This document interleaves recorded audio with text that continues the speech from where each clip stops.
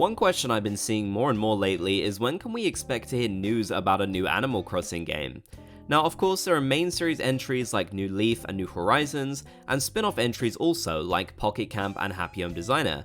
Most people seem to be in agreement that the next main Animal Crossing game is probably still a ways off, but we really could see a spin-off of some kind anytime from this point onwards.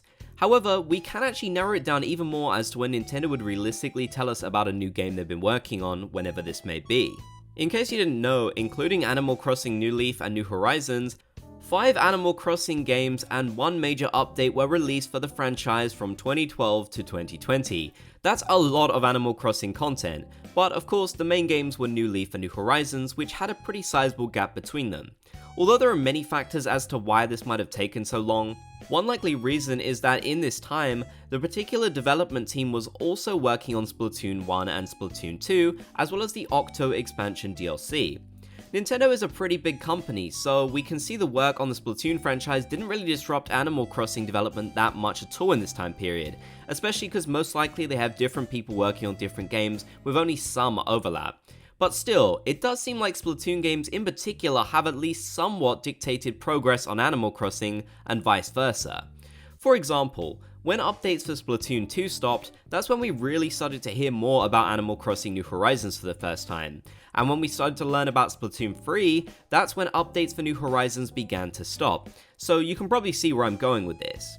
It will seemingly be a lot more likely that when updates for Splatoon 3 stop next year and the DLC for that game has been released, that's when we could start hearing about the next Animal Crossing game, especially if Nintendo has released another console at this point, or even just an upgraded version of the Switch, which has been heavily rumoured. But that's not to say we couldn't see the announcement of a spin-off game before that point, and it very well could release on the Switch. Happy Home Designer came out when Splatoon 1 had practically just been released, so it shows the development of that game didn't stop Nintendo from working on Animal Crossing content. Then merely a year later, they dropped Welcome Amiibo and Amiibo Festival 2. Although main games like New Horizons can take a lot longer, it's seemingly never been too much for Nintendo to release spin-offs whilst they're working on all of these other games too.